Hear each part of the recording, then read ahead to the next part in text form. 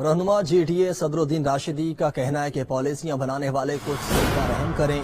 ये भी पाकिस्तान का हिस्सा है। चोरों और डाकुओं से सिंध के अवाम को निजात दिलाएं।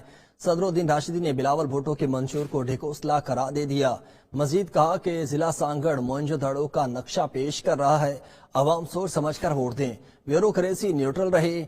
औलादों का मुस्तकबिल भी सिंध से वाबस्ता है। 9 मई वाकयात की मजम्मत की। अपने इदारों पर चढ़ाई करना गलत था। आपको बताएंगे रहनुमा JDA सदरुद्दीन राशिदी का कहना है कि पॉलिसियां बनाने वाले कुछ सिंध पर रहम करें। ये भी कहा कि ये पाकिस्तान का हिस्सा है। चोरों और डाकुओं से सिंध के अवाम को निजात दिलाएं। सदरुद्दीन राशिदी ने बिलावल भुट्टो के मंशूर को ढिकोसला करार दे दिया। मजीद बोले कि जिला सांगड़ मोइंजोदड़ो का नक्शा पेश कर रहा है। अवाम सोच समझ कर वोट दें। ब्यूरोक्रेसी न्यूट्रल रहे और औलादों का मुस्तकबिल भी सिंध से वाबस्ता है। 9 मई वाकयात की मजम्मत की। अपने इदारों पर चढ़ाई करना गलत था।